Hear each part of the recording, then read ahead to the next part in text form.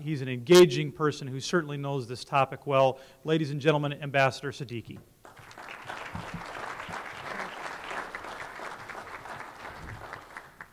Good morning, everyone, and thank you, Dusty, for this wonderful introduction. I'm so delighted to be here this morning at this agricultural summit the Secretary of Agriculture and Governor has organized for all sectors of U.S. agriculture. I have to tell you that the prospects for U.S. agriculture are bright. As Dusty mentioned, we are reaching a very threshold of $140 billion in agriculture exports very soon. When I was in the Clinton administration, we used to export about, this is like 97, 98, we used to export about $60 billion, and we used to say, wouldn't it be nice if we can get to $100 billion in agriculture export? So ladies and gentlemen, the prospects for U.S. agriculture is bright. If you look at the demand for U.S. products, agriculture products all around the world, the prices are record high, and I have to tell you that every time I travel around the world, as a part of my responsibilities, the U.S. brand, whether it be in manufactured goods or services or even in agriculture, is well respected, being safe food, high quality, and all the standards and safeguards, food safety standards we use in the U.S.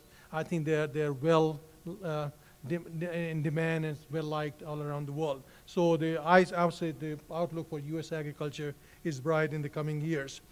Let me just briefly mention, some of you may not know what U.S. Trade Representative's Office does. We actually are responsible for coordinating U.S. trade policy across the U.S. Department of Agriculture, Commerce, State Department, U.S. Trade and Development Administration, as well as Exim Bank, as well as other trade and financial agencies. So USTR is part of the Executive Office of the President since 1962. So this year we're celebrating the 50th anniversary of creation of USTR. Someone jokingly said it's a very small entity, about 250 trade negotiators and attorneys. And someone said, our size is so small that I can fit all this within a closet in USDA, which is about 86,000 employees. But we are actually delighted to be here this morning and talk about what we're doing in terms of creating jobs, in terms of the economic growth, which we need more and more of it. And trade will continue to be President's agenda in terms of promoting jobs and creating jobs right in the U.S. And as I mentioned earlier, U.S. agricultural exports, being the record high, are doing their part in terms of job creation and also sustaining those jobs. Even in South Dakota, I understood from the governor, while some other sectors of the economy took a hit in 2008, 2009, South Dakota agriculture was the bright light, which actually has continued to make progress in terms of more exports. And I have to say that there's a clear relationship between job creation and exports. There are studies which indicate that for every $1 billion we export, we create or support about 7,800 jobs either on the farm or off the farm, with all the other activities which are generated: transportation, loading of products, insurance, and you name it, all those value-added activities which it creates both in rural America as well as in urban America. What the Obama administration is doing through series of trade agreements which have been signed in recent months, and implementation of that, and also new agreements we are negotiating. So ladies and gentlemen, in the next 10 minutes or so, I'll be just sharing with you what we're doing to promote U.S. agriculture exports in the coming years. Let me start with the President Obama's National Export Initiative. This initiative was announced in 2009, and the goal is to double U.S. exports by the end of 2014. And if you look at this, not only includes agriculture, all exports. And last year, if you look at the total exports, we crossed a threshold of $2.1 trillion in all exports, including agriculture. But what is most significant, while growth over this two-year period in all exports was about 34%, U.S. agriculture exports during the same period grew by 39%. So again, U.S. agriculture is leading the way in this national export initiative, and we'll continue to do our part in meeting that goal. I can tell you, and I think the headwinds we are facing in the global economy and some things, but again, we will continue to make the progress, and hopefully we'll meet that goal. But again, it depends on all the other, what's happening in Europe, what's happening in Asia, and others, but our goal is still, we are moving in the right direction. Let me mention the implementation of the 3 FTAs.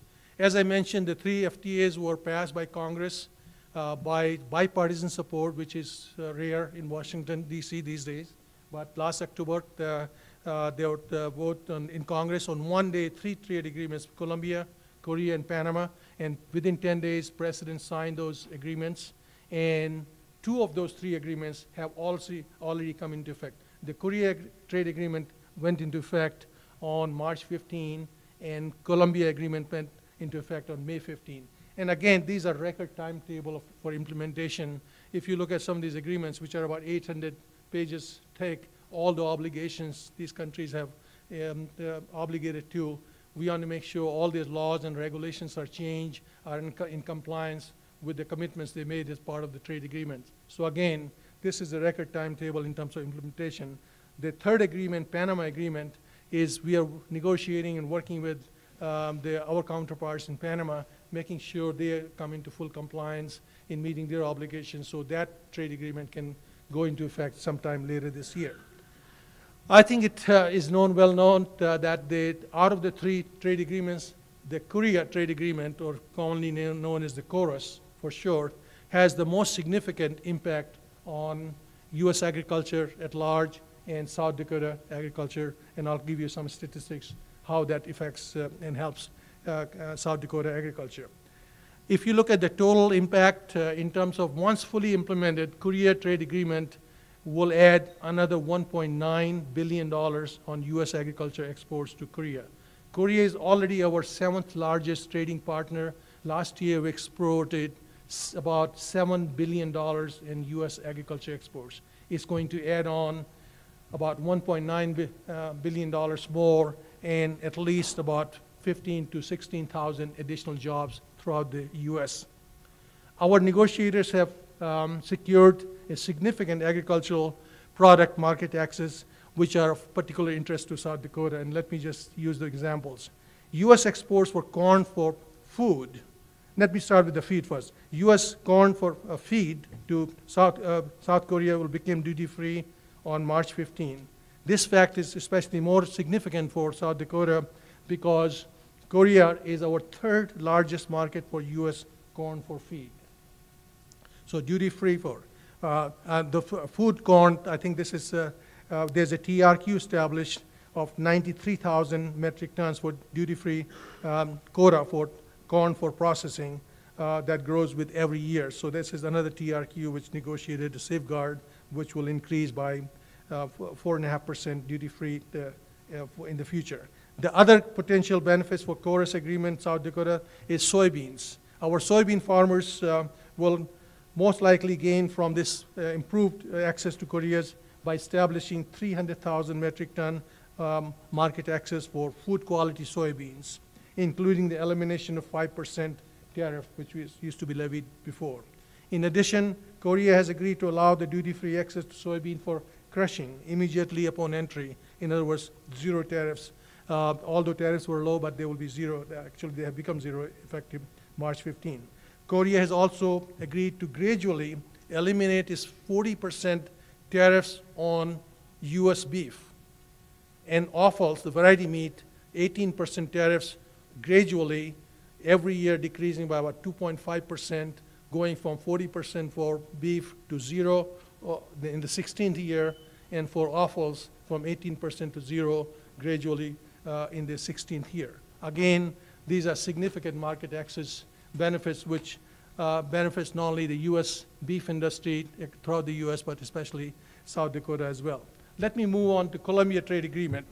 Likewise, Colombia's eliminated their 80% tariffs on U.S. beef, especially prime cuts as well as choice cuts. In other words, the products which were most in demand in Korea, they have already eliminated 0 tariffs. Other cuts of beef will gradually will be getting market access. Also, Colombia has agreed to allow corn imports, which will benefit from this increased market access, especially with the duties ranging. Previously, these duties were about 198% to 240% on different product lines. Upon entry into force, these duties also went to zero.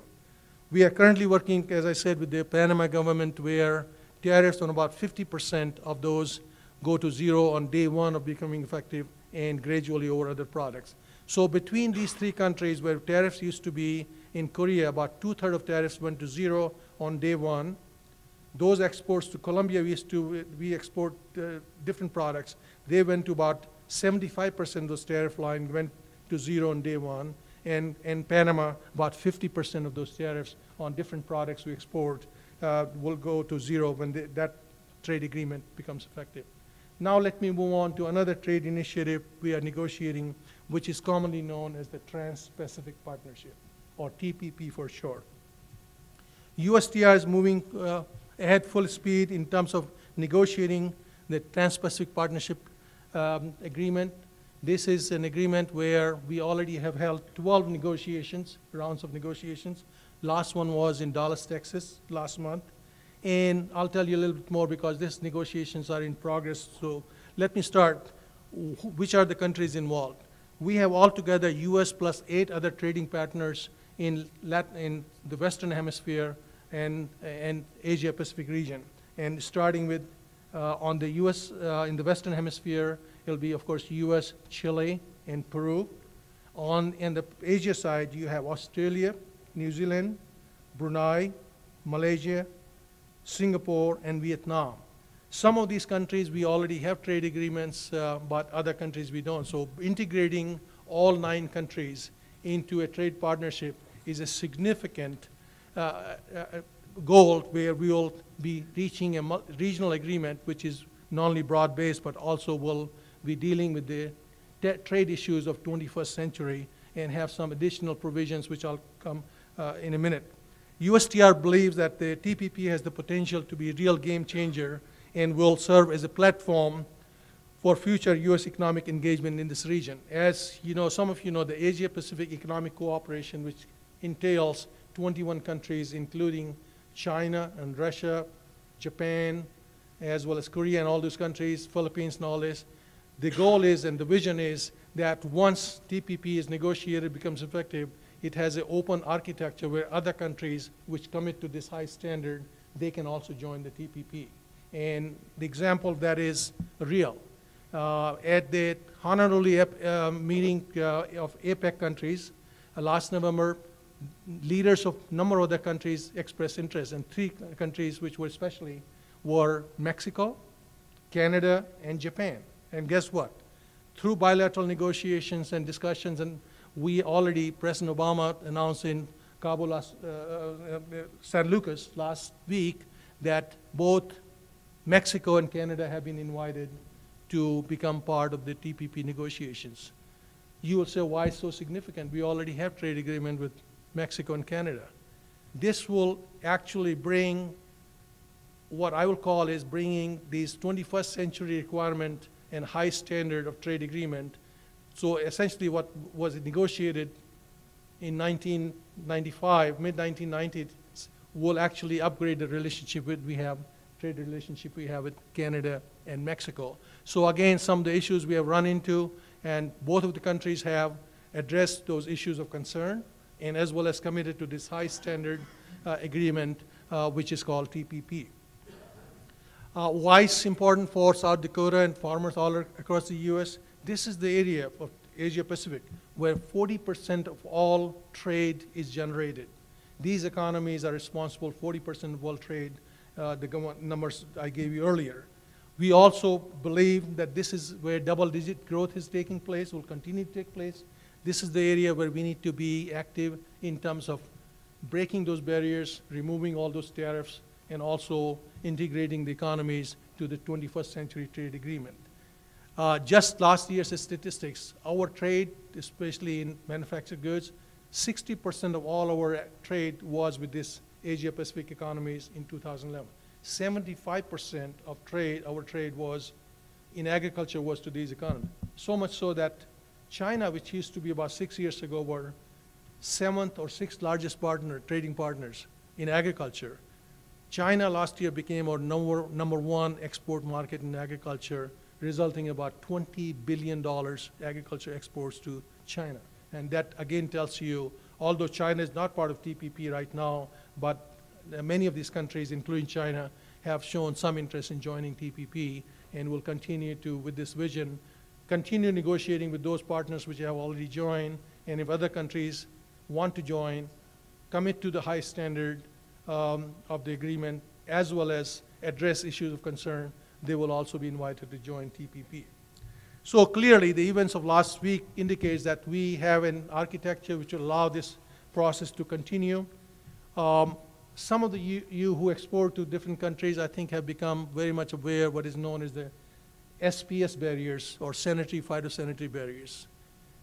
Any country, for whatever reason, now can invoke SPS or ban pork exports or beef exports from a processing plant to another country based on some factors which are not based on science and transparency. So in the TPP negotiation, for the first time, we're going to create a separate chapter for sanitary phytosanitary measures. This will address the requirement of transparency. It will address decisions based on science and risk assessment. You will say why it's different than the WTO. The current membership of WTO is also bound by this WTO SPS agreement, but guess what? It takes years and years to get them bring into compliance. And even after we win a case like we won in the hormone beef case with the European Union, they did not comply with that. They agreed to pay penalty in terms of tariff countermeasures. So here our efforts will be how we can resolve those issues bilaterally by establishing technical discussions and consultations so that we don't have to go to WTO every time there's a non-compliance.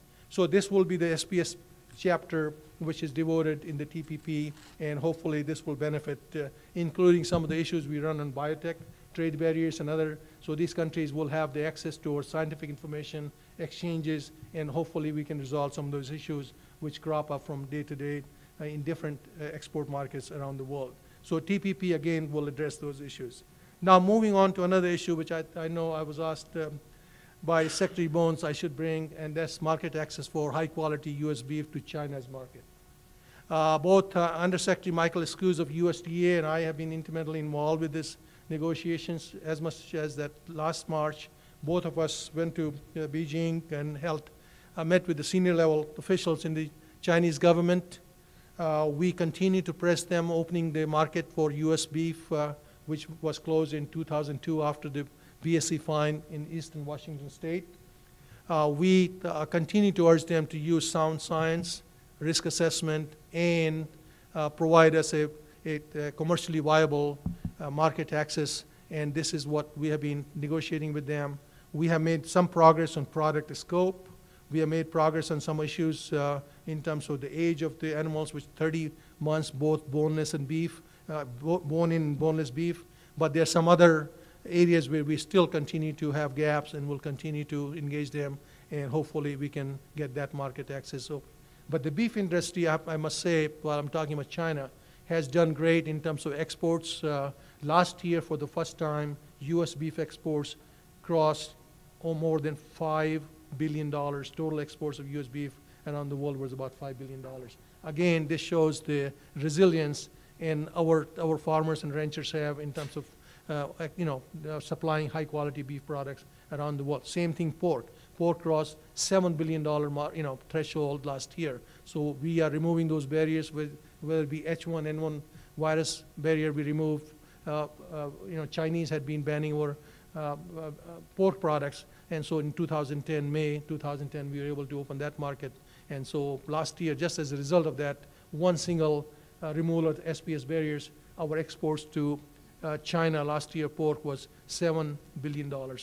Total worldwide, and about 10%, $700 million was to China, US pork. So we are continuation of that work. Let me just move on to another trade initiative, an area which actually offers potential for South Dakota farmers and ranchers. That has to do the admission of Russia's into the WTO. You'll say why it's important. They became members of it. For 18 years, they had been applying for membership in this rule-based system of what we call World Trade Organization. And there were a number of issues, including their reluctance to comply with some of the WTO SPS requirements. As a part of their WTO accession process, we insisted that on day one, when they become member of WTO, they must comply with the WTO SPS agreement. They also agreed if they set up a standard which is more than international organization standard for, say, on tetracycline or ractopamine or others, they have to justify through a risk assessment. They can not arbitrarily set that a standard which is higher than the international. They must have produce a science-based risk assessment. So those are some of the obligations. We also were able to negotiate on pork. There was a TRQ, which was about 50% of that TRQ was filled by the European Union, this 470,000 metric ton. We were able to negotiate an agreement multilaterally where Russia will open up global TRQ. In other words, any country, low-cost, producer of pork can fill that quota, the TRQ. So now, once they become member of WTO later this year, that TRQ will be open to all suppliers of pork from around the world. Again, it's a very significant change in terms of the TRQ. On beef, our previous agreement had TRQ of 21,700 metric ton for beef. Starting this year, once they become member of WTO, that number will go to about 300% more to 60,000 metric ton of beef, frozen beef, and then unlimited amount, which will be under the TRQ, an unlimited amount of beef, which is called high-quality beef definition. Again, this provides an additional opportunity for our ranchers from South Dakota and the rest of the country in order to exploit this. And if you look at the total numbers of Russian exports last year, we exported about $1.2 billion worth of agriculture products. And guess what? Animal protein, mainly beef, pork, and poultry, was about 800 million of that, was about two-thirds of that entire amount was actually in the area of meat and meat products. So again, this is a huge market, and with the potential, once they become members of WTO, we'll be able to benefit from this. But there's a catch, ladies and gentlemen.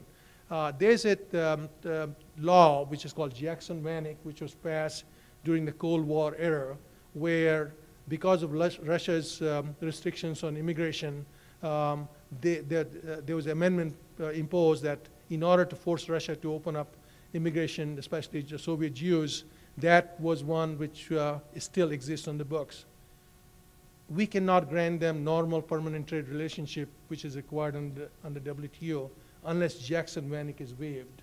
So the administration will be working with U.S. Congress in order to graduate Russia from Jackson-Vanik or waive that requirement.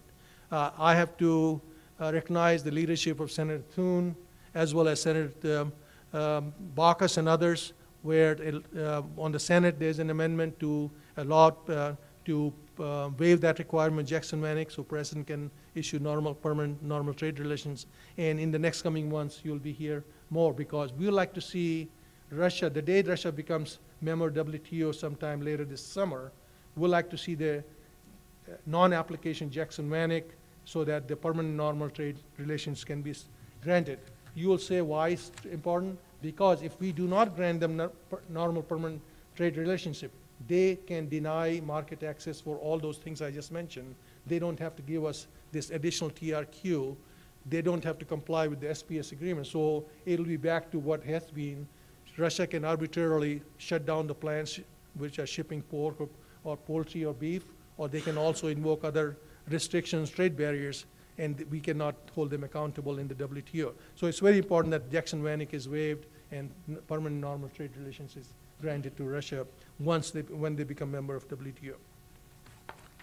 So let me move on to some of the other things we are doing in the trade area, and that is, some of you asked me to cover the Doha negotiations. These negotiations were launched in the Qatar capital, Doha, in 2001. Guess what? It's 11 years. We are still negotiating. Gaps have been wide. I think the title of this negotiations is called Doha Development Agenda, or DDA. And one of the things which I have encountered as the chief negotiator, I think many of the developing economies consider we are going to give and give and give, and they don't have to do anything, especially some of the advanced emerging economies. Much has changed between 2010 and today. Economies like India, China, Brazil are playing a lot more significant role in the global economy. We want to make sure, and this is the input we get from your trade associations at the national level, in order for us to make those concessions on export subsidies and other areas where we have agreed to offer those, these countries have to provide us additional market access for our products.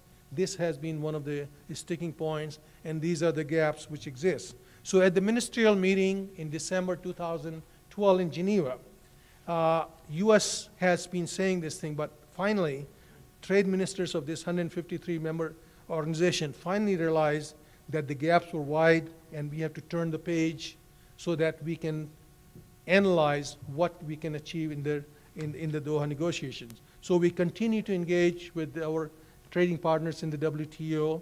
We want to make sure if there's some alternative options available which we can harvest as a part of Doha negotiations, we'll continue to engage. But at the same time, our emphasis is how we can increase our market access for US agriculture products by negotiating other trade agreements. And that's where Trans-Pacific Partnership becomes too important. Also, how we can work with more countries to become members of WTO, so those barriers can be broken and removed. Another thing what WTO does, a country has to commit to requirements of this rule-based system.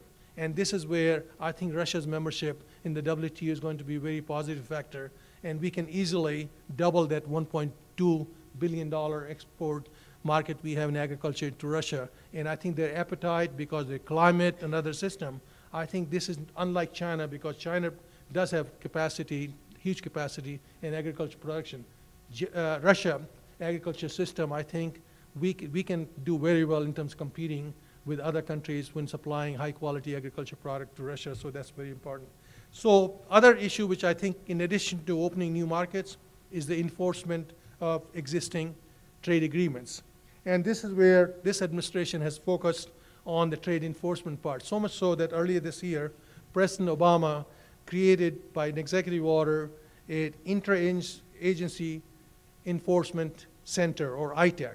This ITAC will use the whole government thinking, or where we'll bring investigators, attorneys, and other staff from different agencies which are involved in trade, like USDA, State Department, Commerce, and others, so that we can monitor, review that data, and make sure these countries are complying with the commitments they made to become members of WTO, or under bilaterally when they became members of FTA. So this whole of government approach is going to help us actually make sure that, and other countries will know that we are watching how they comply with those. So I think that's also very important. I get a lot of questions asked, what is the system, who's going to be, how many people will be devoted to this ITAC? So all those, so I think it's duly noted in other capitals of the world that we are watching, and we expect other countries to comply with their trade agreement commitments they have made.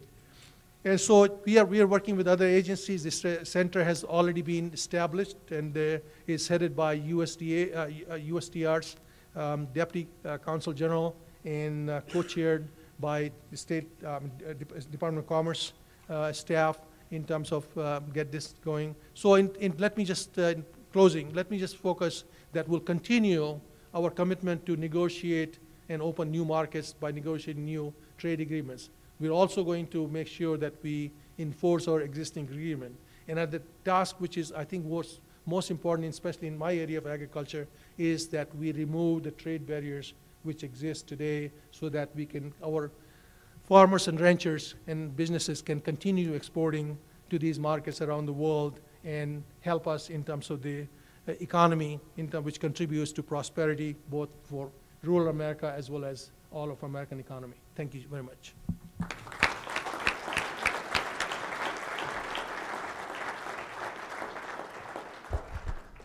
Our next speaker is Michelle Rogowski, and she is the Deputy Director of the Food Export Association of the Midwest, and she's been with that outfit since 1997 in a variety of roles, and obviously as Deputy Director, she plays a pretty big role in making sure the trains run on time with that organization, that they're implementing properly their strategic vision. We're very lucky to have her. Ladies and gentlemen, let's give her a round of applause. Michelle Rogowski.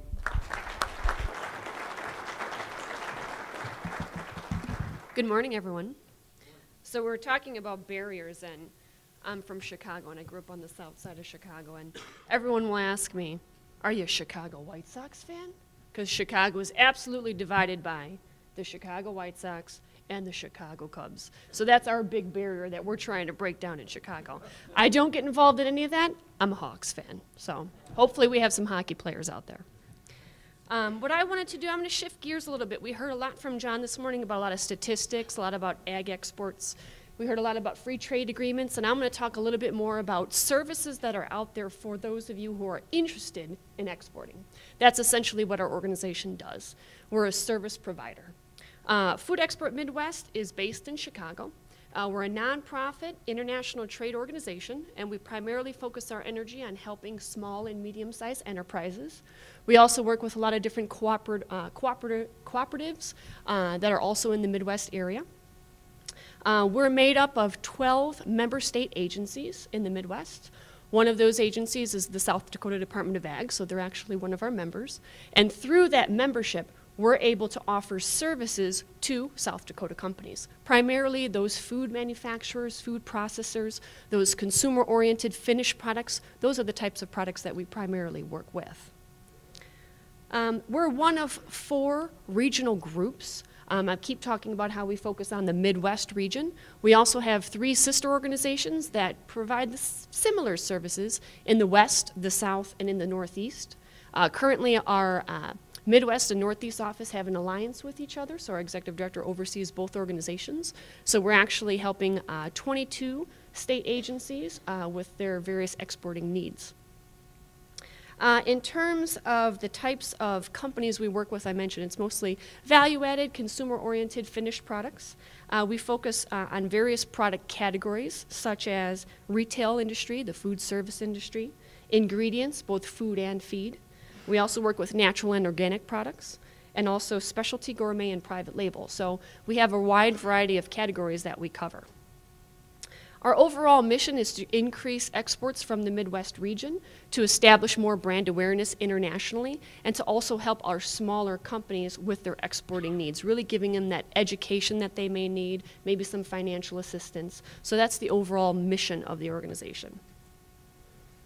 We're able to do what we do through something called the Market Access Program. We were talking about the Farm Bill, and there's a lot of work that's still involved in the Farm Bill. I think John talked about that enough. The Market Access Program funding sits right in the Farm Bill.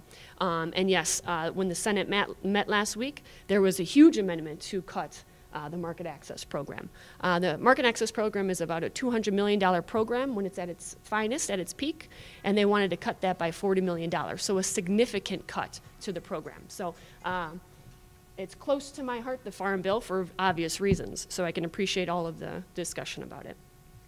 That Market Access Program is funded, or I should say is sort of organized through the USDA, through their foreign arm called the Foreign Ag Service. They administer that MAP program. And Food Export Midwest, along with about 70 other groups, actually participate in that program. And some groups you actually may be pretty familiar with. There's the U.S. Meat Export Federation, there's the Dairy Council, there's a group for just about everything. Soybeans is out there, there's even a mohair council. There used to be a kiwi fruit council, watermelon, and the list goes on and on. So there's quite a few groups out there that really benefit from this funding. In terms of what we try and focus our energy on, so we have sort of a 3-prong approach at Food Export. We focus services that are very much geared towards outreach and education, so helping those companies that are interested in exporting get started, learn about what's out there in terms of documentation that's required and labeling requirements and certifications and what have you. So we have a variety of programs that help educate and get folks involved in starting up with exporting. Most of our programs and services are completely free. A lot of information can be found on our website. I would definitely encourage you to take a look at that if the international marketplace is something you're interested in. We also have quite a few different market entry programs. That's kind of our second prong approach to international. In market entry, we do a variety of different programs. We do a lot of trade missions. There was a trade mission that happened in, I think it was February, the big trade mission to China, in March.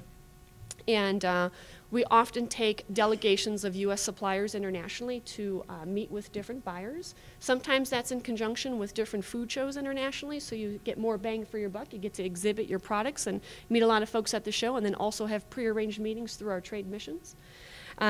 We also do the reverse of that, our buyers missions, where in conjunction with domestic shows, we'll bring buyers from all around the world to these food shows domestically and prearrange sort of one-on-one meetings with suppliers and buyers.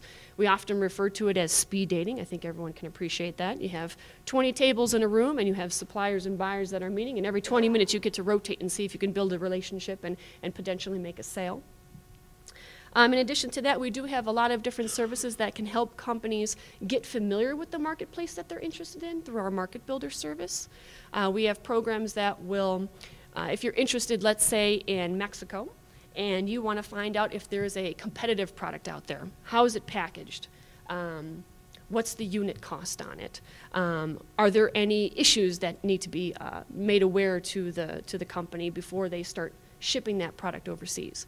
We can do all that research for you. We can even come up with a list of potential distributors that may be interested in your product in Mexico. So a variety of different things in the market entry area.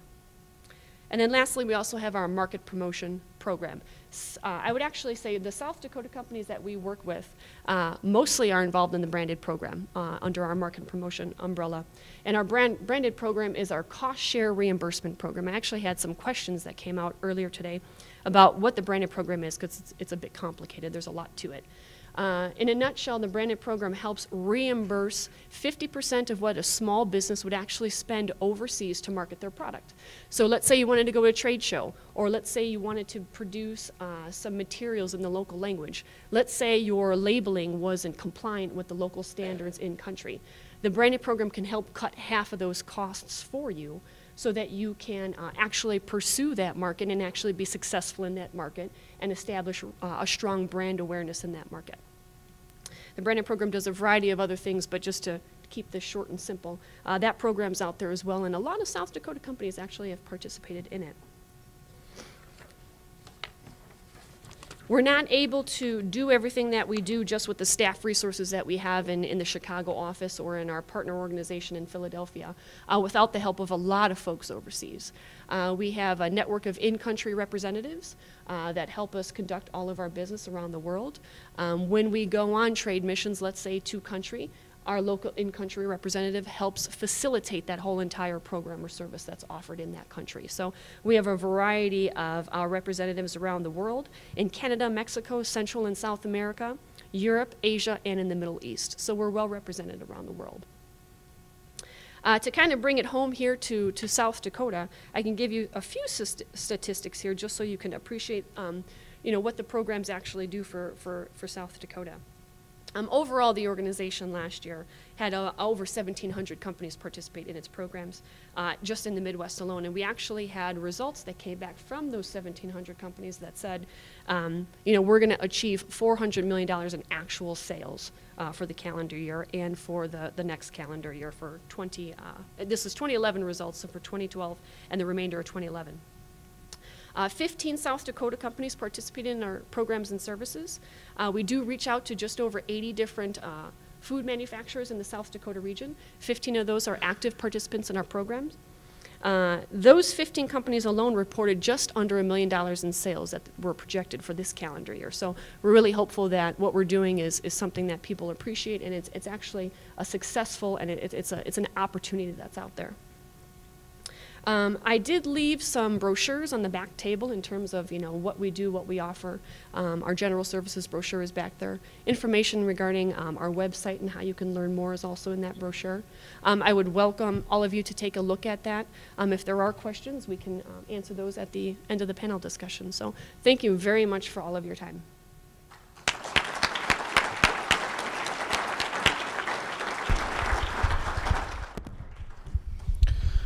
given how much, North Dakota and South Dakota are, we're basically like a family, right? And so there's a certain amount of sibling rivalry that comes with that. And so much of me wants to tell a few North Dakota jokes right now, but with our distinguished panel, including the ambassador, I thought it better not to do that. But when you've got a sibling rivalry, sometimes it's hard to admit that that sibling does something better than you do.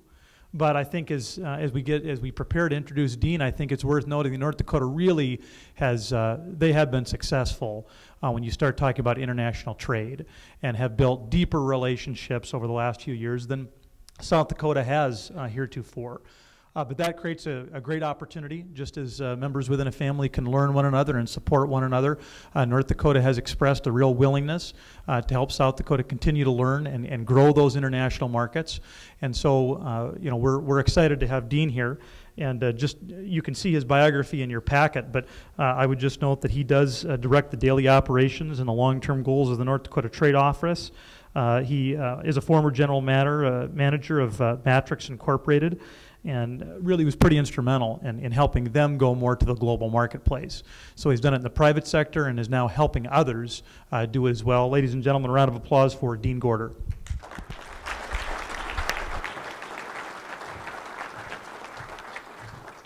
Well, thank you, Dusty, for the introduction. I really enjoyed your talk this morning. I was taking some notes. There are some of those statistics I did not know, so the next time I sit and listen to you, I'll have an answer to those questions.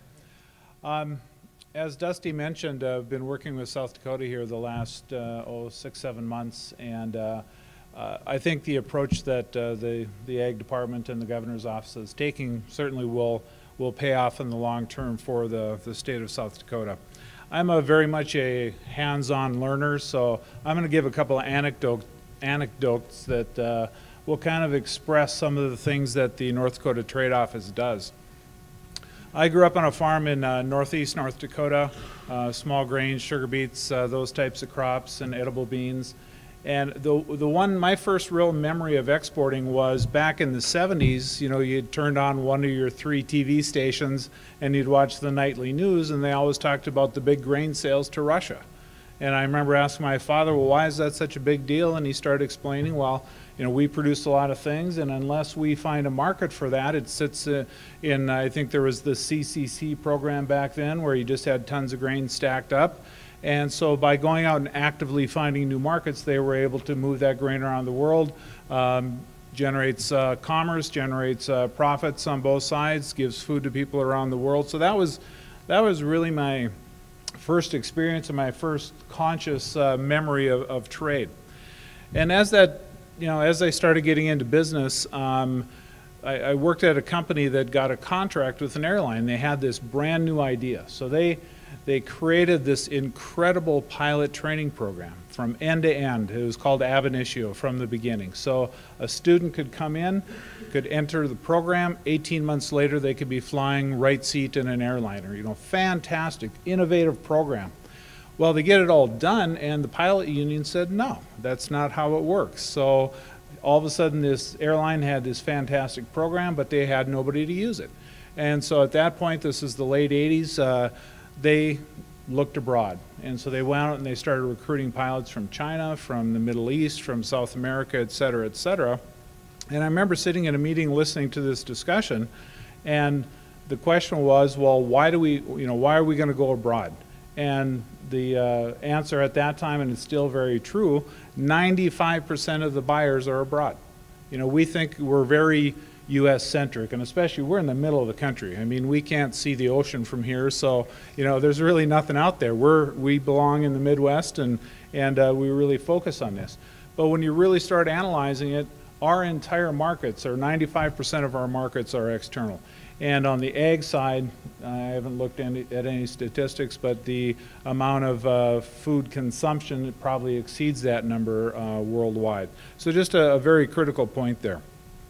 I do get the opportunity to travel rather extensively and have for years, and you always bump into things that just stick in my mind. And Ambassador, I think you were in the room. There was we were in Shanghai, and the Foreign Ag Service was doing a briefing, and they were talking about a variety of different things, and very interesting, a lot of statistics. just a lot of general information. And one gentleman made a comment that has stuck. And so they were talking about DDGs, which has come up here a couple of different times. And he said they're not importing the DDGs just for feed, they're importing water. You know, if you think of the amount of water it takes to produce corn, and then you've got to process it, et cetera, et cetera. So the country of China, their perspective is a little bit different. Yes, they need the feed, but really what they're doing is importing a resource that they don't have enough of. So, you know, little nuggets like that really kind of stick with me. I'll talk a little bit about the trade office. North Dakota Trade Office has been around since 2004. Our mission statement is very simple. Our job is to expand exports through advocacy, expertise, and education. So those are the three things we do. From an advocacy standpoint, we work with a variety of different federal agencies or state agencies. You know, phytosanitary has come up a couple times. Major issue, no matter what you're exporting from an agricultural product. Little snafus that can occur on paperwork and just, you know, ruin your whole day or maybe even your week in some cases. You get a bunch of containers stuck in a port and it's just not fun. So the advocacy, you have to continually work on that. Another one that always comes up, you know, and I applaud what the administration has done on free trade agreements. We're doing a trade mission to Colombia in October. I mean, like many other organizations, because it does, once that barrier comes down, there's an agreement in place, it significantly increases the odds of success in that particular market. On the education side, and this is something I think that most business people may or may not be involved in yet, but when you start looking at exporting, you know, what is it? You know, if we want to buy something and we're in the U.S., we can go to the store, we buy it, we don't think twice. You get on the internet, you can go to a Best Buy, and you'll drop $1,000 and have them shipped to your house. You don't think twice. You know, you go to Western Europe, you're going to buy something out of Germany. Yeah, that's probably still true. You know, you could do it online, or you could go there and you'd walk into a store and you'd have some confidence. And then as you go farther east from there, there's some point where all of a sudden you're going, do I really want to give that $1,000 up, because am I going to get that product? And so the farther you get out of the Western style of business, the U.S., Canada, and Western Europe, more challenges come up. So one of our significant jobs at the trade office is to help companies first understand that there are challenges out there. And, you know, how do you, as most of the companies we work with are small companies. So as a company, maybe 50 employees, and all of a sudden you have an opportunity in XYZ country, how do you attack that? That's where organizations like Food Export Midwest come in. Significant amount of resources available, a lot of experience there that you can tap into. Foreign Ag Service out of USDA. They also have people on the ground in every country I've ever been to. I don't know if I can say every country, but, and again, very knowledgeable on the ground. They're local, they know what's happening, they know the customs, they know the rules. And then on the commercial product side, which our office also deals with, you have the U.S. Commercial Services under the Commerce Department. So when you look at those entities, their sole purpose is to help U.S. companies get out, identify a market first, and then work through all the issues, the potential pitfalls, et cetera, that may come into play when you're doing international business. How many people have been to the former Soviet Union? Russia, Kazakhstan, Belarus, whatever? Okay, quite a few. That's good. So I've got to tell one story. There was a small manufacturer up in northern North Dakota that built some really cool products. He was focused on the sugar industry. And so he gets an email from Russia. This company says, we would like to buy one of your widgets. You know, these widgets are worth about $1.5 million or 1.7 per widget, and he's not a big company. And so started communicating with them, and I get a call from him one day, and he says, you know, what do I do? I mean, he had never thought about exporting this product before, hadn't designed it for export, et cetera. And so started working through that process with him, and over about a 7-month period, he ended up getting the contract, and it actually goes out, I think, end of or middle of July. So the one thing that I told him, he did end up going over to Russia, and we had a conversation before he went, and he goes, what's the best advice you can give me about traveling over into Russia? And I told him, I said, well, when you sit down to lunch or dinner, I said, they'll bring out this little bottle of vodka. And I said, the best advice I can give you is that that's not the only bottle in the restaurant. Which is very true. The bottles tend to keep coming out. So he did go there and come back, and everything worked out fine, and he got the business. NDTO is set up a little bit different than a lot of trade offices. We're actually a private corporation. We are funded in part by the state, but it's done in a manner where we have to go out and sell services. We generate memberships with companies, and then the state, in essence, matches what we raise. So there's continual pressure on us to be out there, to be active, to be pushing. And coming out of the private sector, I think it's a very effective model because it keeps us fresh, it keeps us on our toes, it keeps us extremely motivated. If we sit back and we don't go out there and hustle and get the business, the trade office won't exist anymore. So it's just kind of a different approach, but I think it's a reasonable approach for people to look at. Michelle mentioned trade missions. We also do trade missions. We typically do about one a quarter to some point in the world. Very effective method. You have to get out there, the boots on the ground philosophy. You have to get there face to face. You have to build the relationships, etc. But from a sales perspective, we've really found that a majority of the business occurs on the reverse trade missions. So you go out there and you meet a bunch of companies, and you have to go on your initial mission when you're out in China or Indonesia, wherever it is. You've got to be identifying these potential buyers, and virtually by the time you leave there, when you're shaking their hand, it's, I'm inviting you to come see us, and from the moment you get back, you start working that you're emailing them, what dates work for you, let's get this done. Because what you'll find, you get them back on your home turf, you bring people from almost any country into the Midwest, and they look at how tall the corn might be, or the farmsteads themselves, the machinery that's used, the technology that's being applied. It just blows them away. They can't imagine that that panacea exists somewhere in the world. So really focus when you're outbound, and if you're in a country, if you think you have a serious buyer on your hand, you get them back on your home turf, and that's a lot of times where that business may actually close. North Dakota is unique in a sense, and I heard a stat, and I think it's where there's 44 different crops produced in North Dakota. Peas and lentils, it's just all across the gamut. And from a trade office perspective, on the commodity side, that's really what we focus on. The wheat and the majority of the corn and the majority of the beans, there's a very defined distribution channel. Even the DDGs, very defined distribution channel. And if you push too hard to get in there, there's some ABC companies that aren't necessarily happy with you. So we have our niche, and we work within that niche fairly consistently.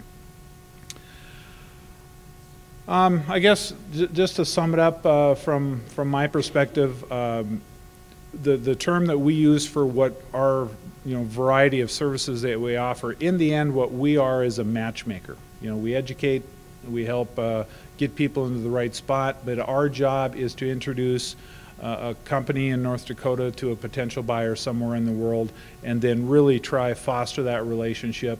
Make sure that the exporter from North Dakota has the knowledge, has the tools, understands who XM Bank is, understands what a freight forwarder does, understands what a letter of credit is, et cetera, et cetera. So that's really what we are as a matchmaker. And with that, I'll close.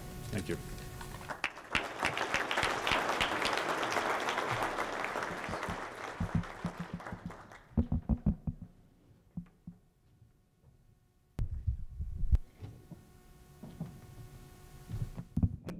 Got that podium out of the way so folks can see our panel here. And again, because of some travel plans, let's focus the early questions on Ambassador Siddiqui and questions you might have on free trade agreements or what the USTR is doing relative to opening those markets up.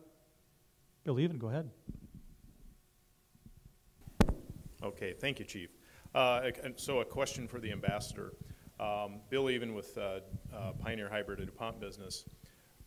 One of the things that perhaps some farmers may not recognize or appreciate here in South Dakota is the fact that companies like ours and our colleagues in the industry often spend upwards of 10 years and $150 million to simply bring one new biotechnology trait to market so that farmers can plant it in their, their corn or soybean fields. And a large part of that cost and that time really relates to regulatory approvals. And so the issue being, we can get a regulatory approval in the United States, but before we can sell a product, we also have to have regulatory approvals in all the foreign nations that are major importers of our grain products. And we are seeing an increasing amount of friction in the international trade space on the ability of some of these major export markets to use science-based systems and have a consistent regulatory approval process that is somewhat synchronized. And I'm curious, in your unique role with the U.S. Trade Representative's Office, can you give me an example of how you would view your role in working with both the USDA and the U.S. State Department in trying to seek some sort of harmonization of those international regulatory approvals, so frankly we can get these products in the hands of farmers in South Dakota faster and cheaper? Thank you. Let me just mention the role for USTR is to coordinate trade issues, and so using your example, we depend on USDA and US EPA and FDA for the scientific expertise, provide all the information which our companies have provided, share that on the food safety aspect of biotech event and all this. But our role is if by sharing this information and still we do not get approvals, this is when USTR gets involved, whether it be with the European Union or with China. Let me use the example of China, which is more recent. Asynchronous, which we call approval process, is the issue what we brought. We have approval in the U.S. Our, technology providers are coming with all these varieties every year. Our farmers are embracers of new technologies because they see the benefits from this new biotech event. But guess what? Importing country still has not approved that event. That can cause that shipment to be actually rejected because it has illegal content in terms of the biotech food. We don't have this commodity, mindset which was in the 1960s, 70s, where CCC was buying all the grain and shipping. This was wheat or corn was corn. Here, these biotech events, if it's not approved in the importing country, can cause rejection of that shipment. So this is why very important for us to be pressing our trading partners like China, like they are, as I mentioned, largest buyer of agriculture product. We want to make sure there is not that much gap between our approval process and their approval process. So last March, when we met with the senior level Chinese officials, USDA Undersecretary Michael Scuse and I, we pressed for that, and essentially anything in China takes time, as Bill, you know it, many of us in this room know it. So we'll continue to work and essentially provide more data, more confidence, so much so that their vice minister agreed to engage with us, so we invited him to visit US. He came in the month of May, met with our scientists of technology provider companies. One of the last visit was at UC Davis. Talking to these people, I've learned he was visibly impressed with the way we do our safety approval and review process for all those biotech events. Hopefully this will lead to either, I don't think I will venture against simultaneous approval, at least reduce that 2-year gap to something more manageable so that we can continue to provide high quality corn or soybeans and other products to China, which is a very important market for our farmers and ranchers. Another question? We talked a lot about the upside, Ambassador. What keeps you up at night? What sort of challenges or real concerns do you have ahead for export and for this crowd, specifically agricultural exports? I would say the phytosanitary barriers which can creep up overnight in a country, and that's one which actually is of what keeps me up at night, and I'll just use example. In January 2010, Russia banned U.S. poultry meat, broilers and quarters and legs and all this, because we use very dilute solution of chlorine to disinfect, kill all the microbes and all this from our poultry products, frozen poultry products being shipped to Russia. It was about $800 million market in Russia. It went to zero on January 1 because we allow chlorine treatment here and based on science, but they don't, effective January 1, 2010. So it took us nearly 6 months to negotiate a protocol with the Russian Ministry of Health and Agriculture to come up with alternative treatment protocol, what we call pathogen reduction treatment, PRT. And we did find some which were acceptable to Russia, but were not and were not being used at the time, other than chlorine was the predominant PRT.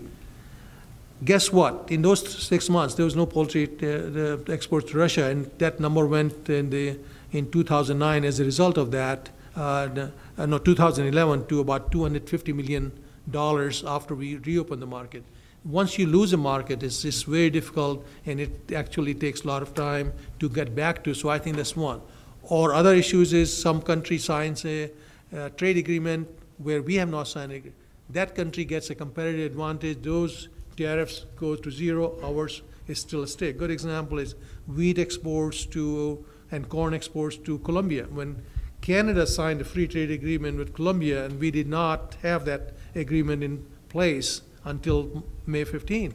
Guess what? A lot of business, we're exporting corn and wheat we're doing with Colombia. There was a competitive advantage. They didn't have to pay that tariffs, which we had to pay again. Those are some of the issues which actually keeps us busy.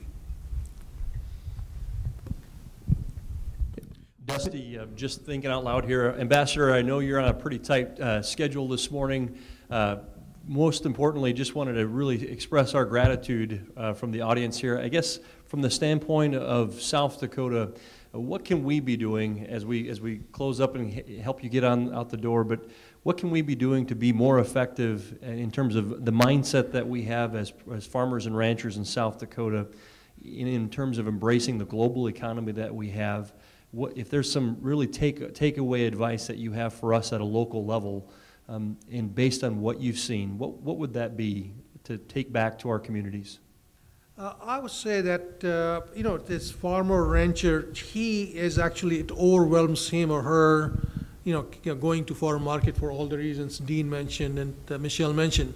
So that's where the leadership of the governor's office as well as Secretary Bone's office is very important in terms of prioritizing that exports, agriculture exports is a high priority for the state of South Dakota. That's number one. Using the resources, once you go to a country, I think it was mentioned before, USDA's Foreign Agriculture Service has offices in most of the major agriculture importing countries. They have the local knowledge, so I think to make sure that when your trade missions go, make sure that you tap the expertise of those know-how and expertise of the local, in those countries, of the Foreign Agriculture Service personnel. I think the trade associations, whether it be Meat Export Federation or the other organizations which are more focused on agricultural trade and have the wherewithal and knowledge than someone who just wants to ship it. So I think that like Midwest Food Organization Michelle mentioned, she heads up. So these are the organizations which already can help you, and this is where the USDA's Foreign Market Assistance Program, especially MAP program or FMD program, both of these are very important because they provide the necessary fund to get you started, and then once you then you have a business-to-business relationship. But it's the most difficult part is to get it started. Let's thank the ambassador for his time this morning.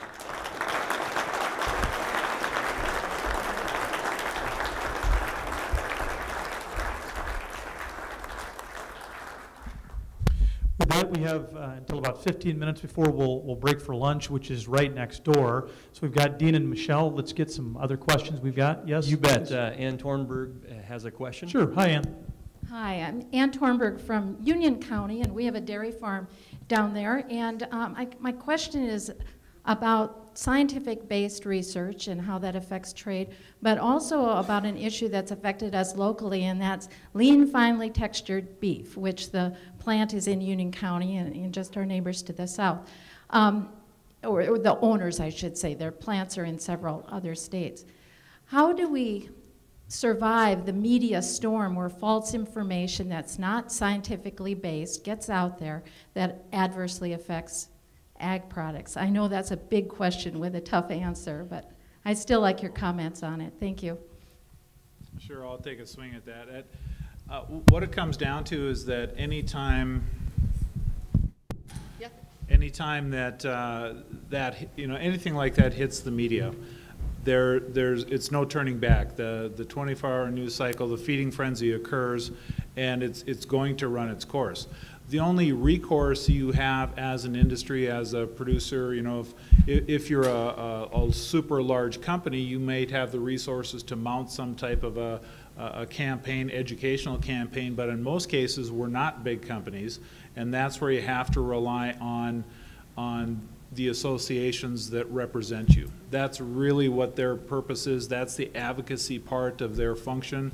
And when that hits, I think my advice would be immediately turn to whatever groups you work with and try get press releases out, try get the facts out there to help at least mitigate it. It's still going to occur. I don't think you can break that cycle once it starts, but you can be right on it afterwards to set the record straight. We do have a question from Dan Little. Yeah, go ahead. Dan Little with DairyNet. Just a quick comment on the media perception, and I'd suggest that maybe we study very closely what happened to the last BSE diagnosis. We learned a lot in the first one. We lost a lot of market. We haven't gained some market back yet, as we heard earlier. But the second one went almost unnoticed. Good point. I have one other kind of phytosanitary issue. Larry White from my office really developed a cattle market in Kazakhstan for upper Midwest cattle, so primarily Angus and Hereford. And one of the issues right when the contracts, it took about 4 years, so just another word of caution when you get into international markets. From the first trade missions and the first conversations, it was 4 years until the first contract. And right as that first contract was coming into being, a phytosanitary issue came up. And what the issue was, in the former Soviet Union, their science structure is different. And it's, of course, we think it's wrong, and I think science proves it to be wrong, but for generations they were taught a certain way. So what ended up happening is that any cow that was to be imported into Kazakhstan could not have a brucellosis vaccination. And I mean, it's kind of a showstopper because there is not a cow in the US that doesn't have it. And so we ended up, we were fairly proactive. We flew the ag minister from Kazakhstan, brought him out to a ranch in central North Dakota and brought some veterinarians in and sat him down and kind of bludgeoned him for a couple of hours and said, this is the science, this is the reality. If you want to buy cattle in the US or Canada or any other market, they're going to have this.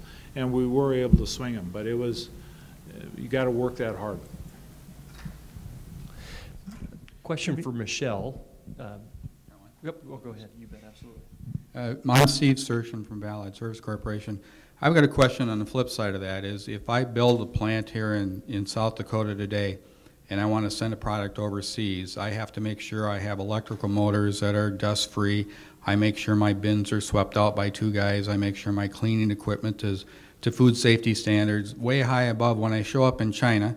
I'm competing against somebody from Canada or Brazil or Argentina or Australia that doesn't have those overhead costs. So I'm providing a superior product, yet I'm still out there bidding at somebody else's level. And when you're overseas and you have that cost disadvantage, how do you overcome that?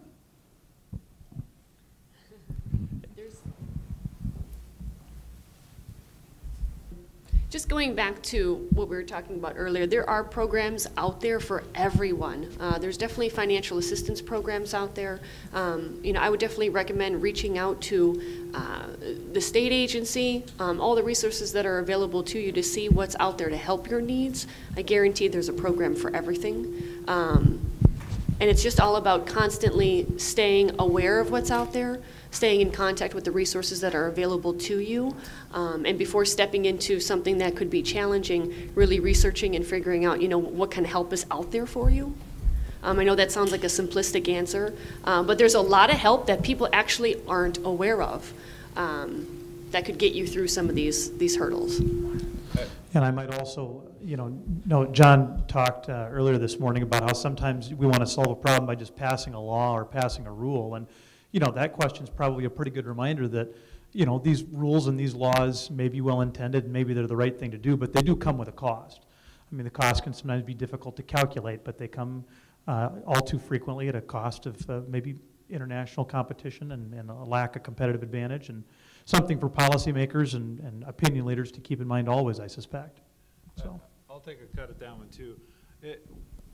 I mean, that's very frequent. You know, the U.S. cost structure, we're never the cheapest. And so my belief is that there are markets out there that are willing to pay for quality. And really the big buzzwords right now are, you know, food safety, food security. So you identify buyers, and you know, you're jumping from the mass market or the mass commodity market into more niche markets, but there are people out there that want the best wheat they can find. They've got a certain clientele, they're willing to pay more money, they're putting it in a bag and they're charging 20% more in the store, 50% more in the store. So it ends up being that the sorting of the potential clients changes. So instead of just, you know, you're out there in the whole market saying, you know, here I am, I've got this for sale, you're now targeting very specific buyers. Certain markets, you know, you get into Japan or Korea, they have disposable income, they have a much higher awareness of safety or food safety, food security, and they will pay premiums if you can guarantee them the product. Throughout the U.S., I think the most successful group has probably been the IP soybean people. So they've got identity preserved soybeans, and so the buyer in the end, it's like the pedigree of a cow. It says you know, the seed came from here, it was planted here, it was harvested here, packaged here, and now I have it. And people are willing to pay for that, but you have to find them. other questions from the audience? You know, one I might, as he makes his way to the mic, in fact, we'll just wait.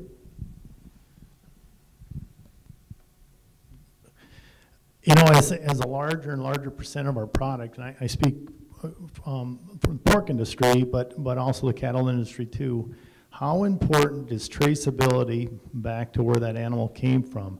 You know, as we approach, in the pork industry, we approached 25% of the product we raise goes overseas.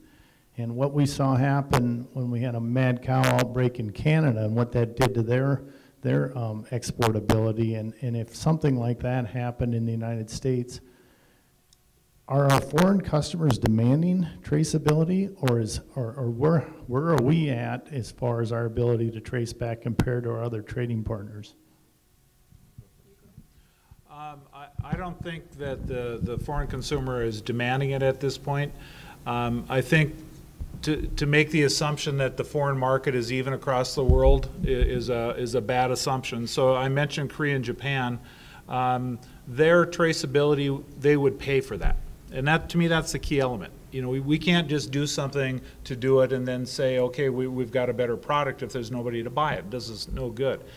But on the flip side, if you're dealing in true emerging markets, their price, all they're worried about is price. They're far less concerned about the quality issues or whatever it might be. So they, you know, if we are doing a traceability and it adds some percentage to our cost, it narrows the markets that I think we can compete in. But we still can compete, but it just narrows the markets. Anything to add, Michelle? I agree. Okay, we do have a Kaylin Bricks back here with a question. I work for SGS, and we work with customers that are trying to export grain, commodities, food across seas. And one of the questions that comes up is fit for human consumption. that seems to vary between what country it's going to. And it's not just the phytosanitary, but it's also meeting that fit for human consumption. Is there places that you advise your customer or your people that you help to find out what that definition is for that country? What I would recommend in those cases, we talked a lot about the Foreign Ag Service. There's definitely the Washington, D.C. headquarters, and then there's obviously offices all around the world. Whenever we get questions like that, there's definitely information out there that we can gather for interested parties so that they can look into it and find out, you know, what they need to be aware of. But when it comes to commodities, I don't, you know, get too involved in commodities. I wish I could give you a more specific answer. We do have partner groups too. There's the Wheat Council and the Grains Councils. Those are the experts in the industry. I would definitely recommend going to them too for more information. That's my short answer to that. I'm sure you can add more. And that's all accurate. One additional resource can be an embassy. And if you're, especially if you're in a country where there's no foreign ag service, if you contact the embassy in that country, they will rapidly find you the right people to talk to. They might not know the answer, but it can even vary region to region within a country.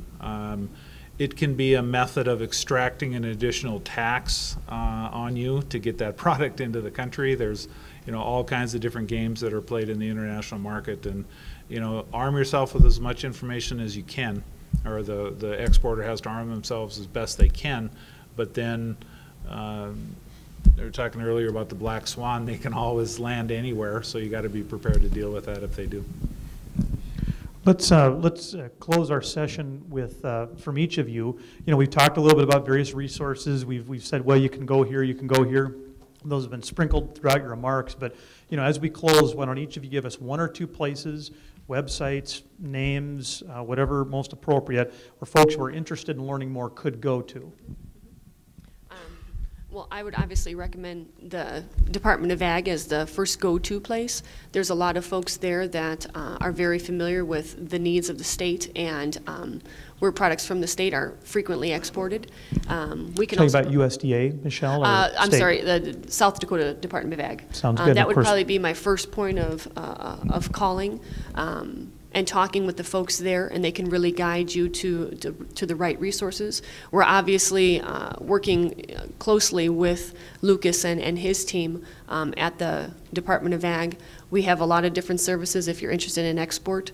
If it's something that is new to you and you're just kind of testing the waters, I would definitely go to the Department of Ag first and talk to them as an entry point. And then they, if appropriate, would probably direct folks to our organization if need be. And, you know, again, this is a fantastic booklet, and at the bottom, sort of the footer of every odd number page is the web address and the phone number of the South Dakota Department of Ag. And on page 14, you can see the names and titles of those folks in green ties and green shirts that are running around, and the valuable folks at South Dakota Department of Ag that Michelle was mentioning. Thanks, Michelle. Dean? I guess ndto.com is a logical one. Our job is we've brought together a group of experts that may not have the answer, but have the contacts and have the resources to find the answer. On our website, we've got our own team, but then we have what we call international business resources. It's about 20 companies that are members of our organization, their banks, their law firms, their CPA firms, et cetera, that all have a very strong international business division. So one other thing would be the land-grant universities in every state tend to have a very highly concentrated level of knowledge when you get into the phytosanitary rules, you know, commodity type rules. So that would be another source. Outstanding. Let's give Dean and Michelle a big round of applause.